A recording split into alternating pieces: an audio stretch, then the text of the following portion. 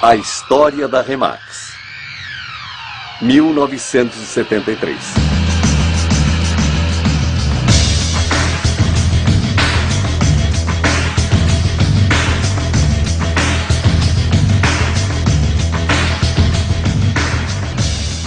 Era como estar numa via expressa. Trabalhávamos 24 horas por dia naquela época. Century 21, Coldwell Banker. Sabe, eram companhias enormes com muito dinheiro. Gastavam mais que as outras empresas. E na Remax não tínhamos dinheiro. O que fizemos foi trabalhar mais do que eles. Tínhamos um sonho monumental. Revolucionar a indústria. Iríamos fazer qualquer coisa para isso. Uma manhã, cheguei ao escritório lá pelas 6 horas. E lá estava Dave Liniger. Ele estava grampeando papéis, fechando envelopes de malas diretas que tinham que ser enviadas naquele dia, e ele tinha ficado acordado a noite inteira. Se o telefone tocasse 3 vezes, alguém tinha que dar explicações, porque se o cliente teve o trabalho de ligar para nós, tínhamos a obrigação de atender e cuidar da situação o mais rápido possível. Estávamos na mira de todos.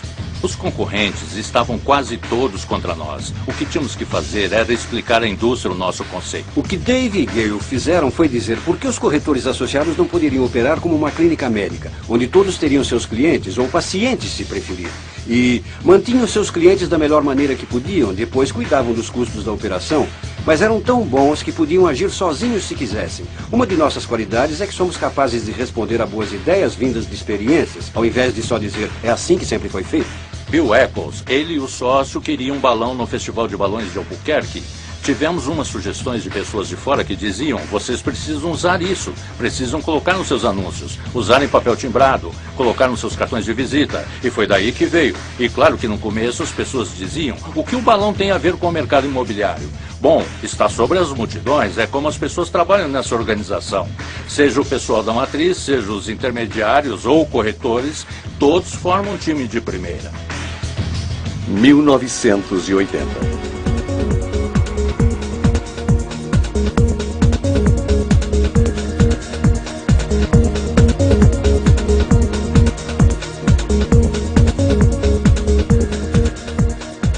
Nos anos 80 já tínhamos 7 anos de experiência em gerenciamento, marketing, atender ligações, tirar o lixo para fora. Sabíamos o que era preciso para satisfazer os clientes dos nossos associados. Não estávamos no mercado imobiliário, e sim no mercado de venda imobiliária dos associados. E nosso trabalho era facilitar o trabalho deles ao máximo. As taxas de hipoteca estavam altas, éramos muito testados por isso. Os corretores não estavam vendendo casas, então não estavam pagando aos intermediários e eles não estavam nos pagando. Então estava muito difícil. Naquela época, o pessoal do Canadá se juntou a nós. A economia no Canadá estava ótima. E foram as vendas nas franchisings deles que nos mantiveram de pé. O que fez com que continuássemos foi o que sempre fizemos para continuar, manter o foco. Esse é o instinto de sobrevivência da Remax. No começo dos anos 80, tivemos uma pessoa de nossa família que se afastou. Foi quando Gale se feriu num acidente aéreo. Ela ficou em coma por 10 dias. Quando ela saiu do coma, os médicos não tinham muitas esperanças.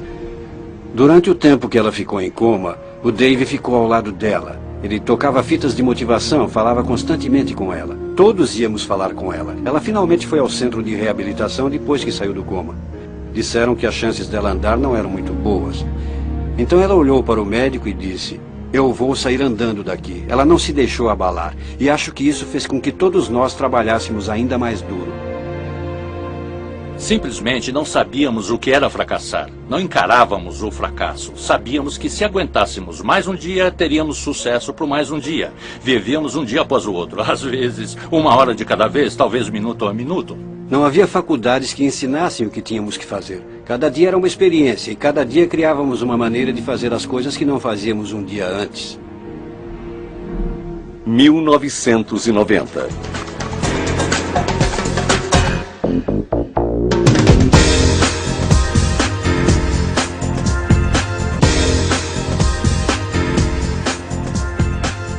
Quando chegamos aos anos 80, tínhamos um grupo comprometido de donos de intermediárias e diretores regionais e donos regionais que estavam dispostos a levar tudo a um passo adiante. Estávamos muito bem, tudo dava certo. Nosso crescimento anual ultrapassou a marca de 4.000 corretores Então percebemos que tínhamos que nos posicionar para ficar prontos, porque sabíamos que iríamos chegar a 50, 80 ou até talvez 100 mil corretores. Tivemos uma vantagem enorme, porque não recusamos um centavo. Não temos burocracia, porque se precisamos fazer alguma coisa ou se uma ideia aparecer, não vai levar meses para realizar o processo. Foi em 1997 o ano em que realizamos 1 milhão de transações.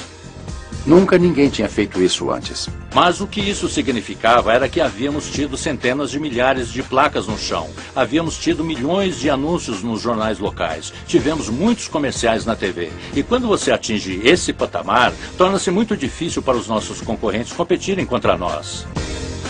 A razão por termos alcançado passos tão gigantes é que nenhum de nós esqueceu quem somos e de onde viemos. Todas as pessoas centrais de nossa corporação vieram praticamente do nada. Tudo que tínhamos era um ao outro.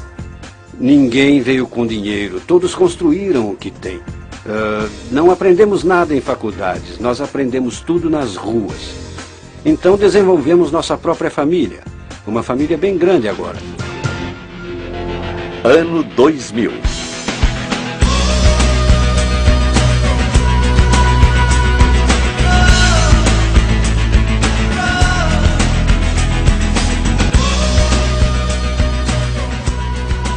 Os anos 2000 têm sido um grande desafio para a Remax. Para mim, o novo milênio significa que agora nossa posição no mercado é junto com os grandes. Assistir a Remax crescer é como ver nossos filhos crescerem. Não percebemos o quanto crescem até ver as fotos deles quando bebês. Construímos nossos gráficos e tabelas e dizemos, é aqui onde queremos chegar nessa época o ano que vem. Aí voltamos e dizemos, como vamos chegar lá? Temos que fazer isso com um corretor de cada vez, com um escritório de cada vez. Nos anos 80, quando entrei, havia 2 países. Havia o Canadá e os Estados Unidos.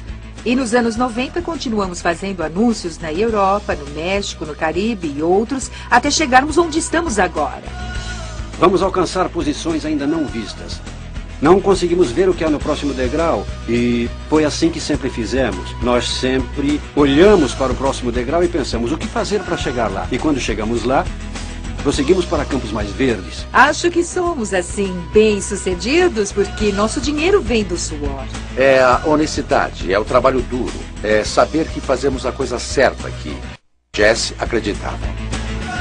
Sabe, você fica orgulhoso da sua parte, mas fica ainda mais orgulhoso dos demais. Quando vejo um bottom da Remax numa pessoa, um logotipo no supermercado ou algo assim, me sinto em família.